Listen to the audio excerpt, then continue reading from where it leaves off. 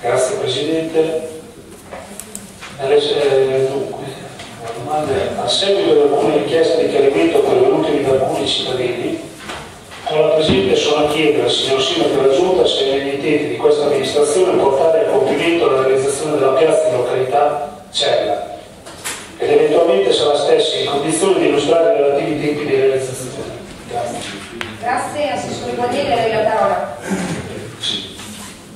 Voglio assicurare il capogruppo ma anche i cittadini della Cella che sicuramente è nostra intenzione portare avanti la realizzazione di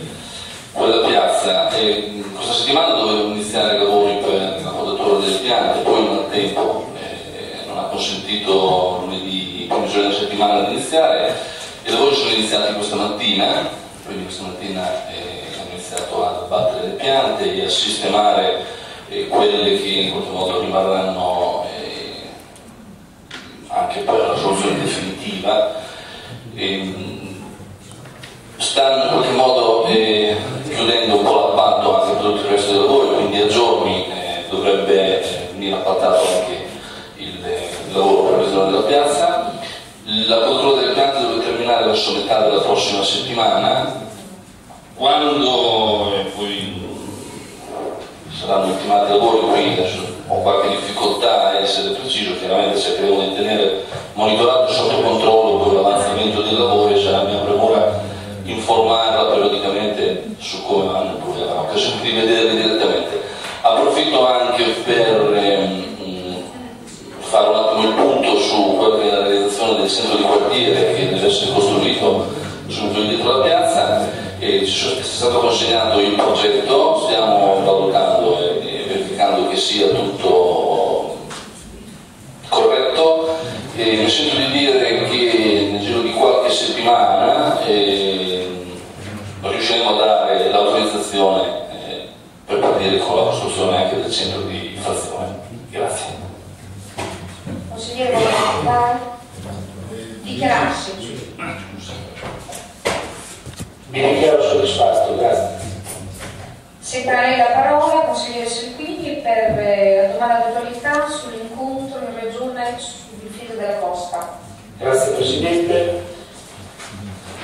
Dunque, nell'esprimere apprezzamento per l'impegno e l'attenzione costante profusi dal signor Sindaco della Giunta per ricercare soluzioni che possano preservare una risorsa naturale ed economica primaria per la città, come la spiaggia, con la Presidente sono a chiedere al signor Sindaco di illustrare i contenuti dell'incontro avvenuto in Regione inerente alla difesa della costa dal fenomeno dell'erosione. A lei Sindaco la parola. Sì, completiamo i ragionamenti che aveva già iniziato con la domanda del consigliere Pizzegani. Chiedo solo un minuto in più anche perché è un tema che interessa, perché mi è stato pronunciato anche in una commissione consigliare richiesta dal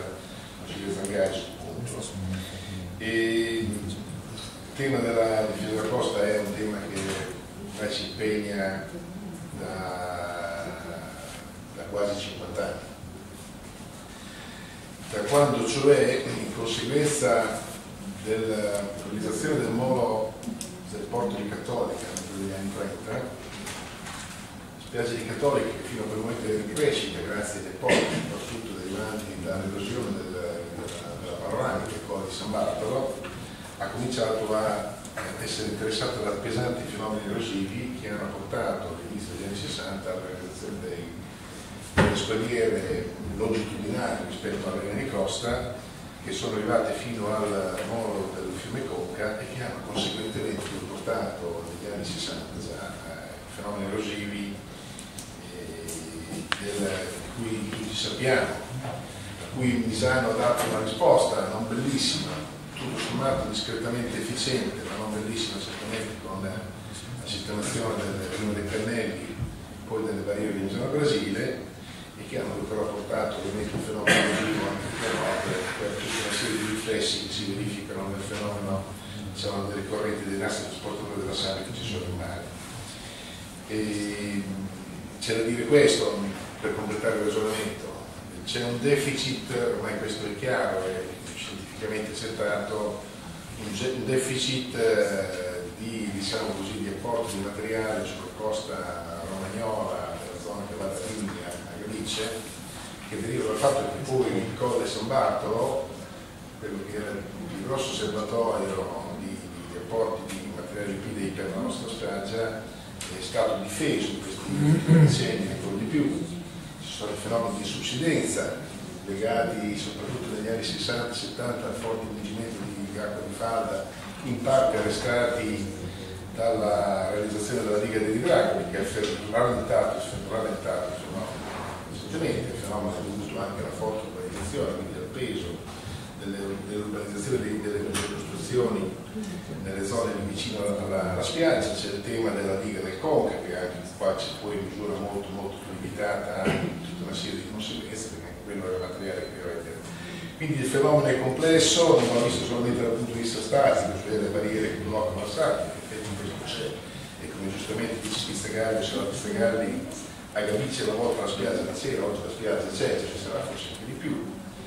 La darsena di Cattolica ha avuto effetti a mio parere molto gravi, è stata fatta secondo me nel silenzio, non solo dall'amministrazione,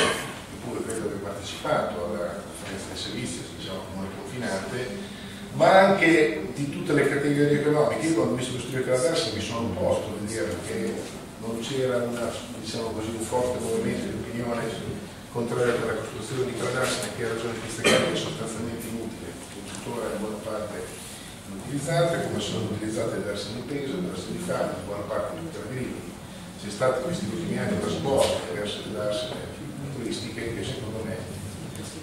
non ha un senso, non è un tipo di turismo che ci porta da nessuna parte. Però questo è il dato di fatto. Oggi siamo su un ulteriore elemento che deriva appunto dai danni provocati da questa darsena cattolica, in realtà il modo che si è riuscito almeno a contenere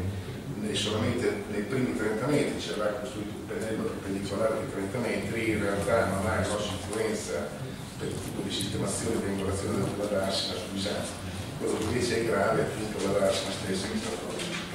un fatto molto deprecabile. Ci siamo recati a Bologna a un tavolo convocato in cui avevamo richiesto la convocazione dell'assessore alla difesa del suolo, Luschini, eravamo il sindaco di Misano, il sindaco di Cattolica, il sindaco di Riccione e l'assessore all'ambiente del Comune di Rimini. Si è detto disponibile a partecipare a questo tavolo anche il sindaco di Dell'Aria. Si è raggiunto questa intesa, un accordo di programma da stipulare fra la Regione e i comuni, tutti i comuni della provincia di Rimini, dove verranno prese tutte le decisioni future che riguardano gli interventi sulla costa.